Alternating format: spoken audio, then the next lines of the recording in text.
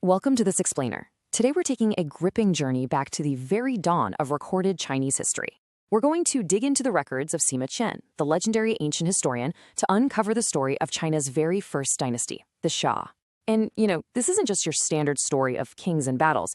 It's a profound narrative about surviving an absolute environmental apocalypse, inventing civil administration from scratch, and ultimately the incredibly fragile nature of power. Our story kicks off with a catastrophic splash. Emperor Yao actually described it like this: the floodwaters touch the heavens, surging over hills and mountains. We are looking at apocalyptic stakes here. A massive, devastating flood has just ravaged the land, bringing the struggling masses completely to their knees. Now, for 9 agonizing years, a man named Gun was tasked with stopping these waters, but his efforts completely and utterly failed. The survival of civilization itself literally hung in the balance. Okay, let's dive into this. Here's our roadmap for today. First, taming the Great Flood. Second, mapping the 9 provinces. Third, the ancient philosophy of virtuous governance. Fourth, the shift to a new hereditary order. And finally, the fall of the Xia. Let's start right in with Section 1, Taming the Great Flood, moving from devastation to discipline. Following his father's execution for failing to stop the apocalyptic waters, a man named Yu was given the seemingly impossible task. And 13, that is the number of relentless years Yu spent away from his family battling this flood. Sima Qian's historical records note that he labored so intensely mourning his father's massive failure that he sacrificed absolutely everything for the people. Over a decade, he passed his own home multiple times, but never once dared to enter. I mean, that is the absolute definition of duty, right? But Yu didn't just fight the water with brute force. He brought math to the mud. Just think about his ancient engineering arsenal: carts, boats, sledges, even specialized spiked shoes just for mountain climbing. He carried a plumb line in his left hand and a compass in his right, acting as this ancient surveyor to completely re-engineer the landscape so civilization could actually have dry land again. Which brings us to Section 2, mapping the 9 provinces and the birth of an economy. So, once you drain the land, you need to know what you're actually working with. Now, what's really interesting here is that this wasn't just a map. It was one of history's first highly advanced logistics and tax bracket systems. By assessing the unique soil, like Qingzhou's salty earth providing sea products or Yangzhou's muddy terrain offering metals, Yu established exactly what each province owed in tribute. He literally built a functioning economic engine straight out of the mud. He structured this newly organized world brilliantly through something called the 5 domains. Imagine modern urban zoning, but on a massive, macro geopolitical scale. The center is the royal domain, paying in grain, stepping outward 500 li at a time to the lord's fiefs, then pacified defenses, boundary zones, and finally the wildlands for exiles. It's a perfectly logical model of civilization radiating outward from the capital. Moving on to Section 3. The philosophy of governance, or ruling with virtue. With all that physical infrastructure built, how do you actually run it? Well, a minister named Gao Yao laid out a pretty stark contrast to Emperor Shun. On one side, you have the ideal leader who knows people and comforts the struggling masses through relentless action.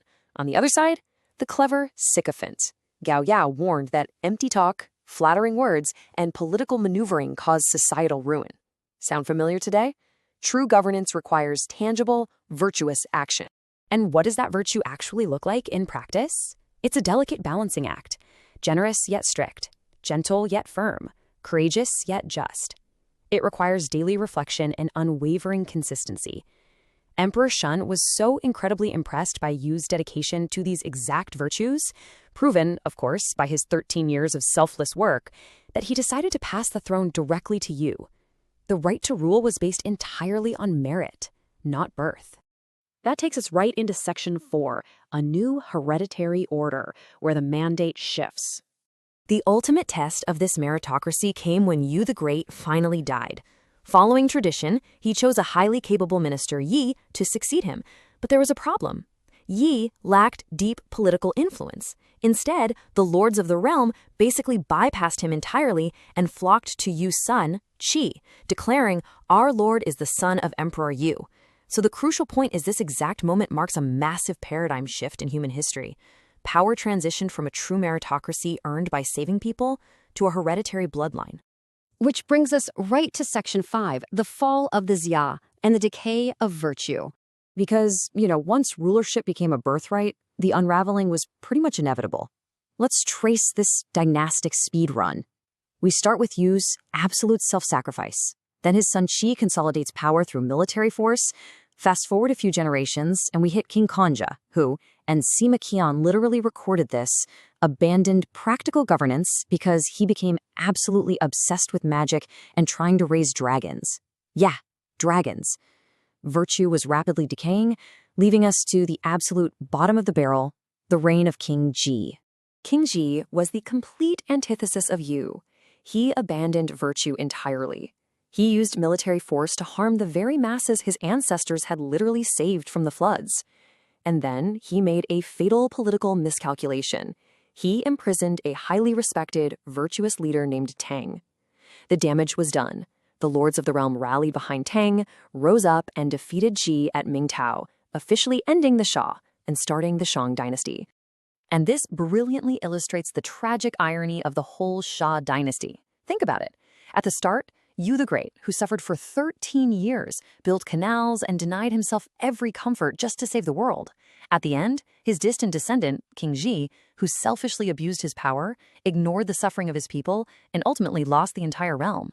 The dynasty ended as the exact opposite of how it began. Which leaves us with this final thought. Yu proved that true authority comes from solving the ultimate crises and actively serving the people. But his descendants prove that when leadership is simply inherited, the core virtues that built that power are so easily forgotten. So when a dynasty is built on merit, but sustained by blood, how long can it truly last? It's a profound question about the nature of power that was first asked thousands of years ago, and one that absolutely still echoes today. Thanks for joining me on this explainer, and as always, keep questioning.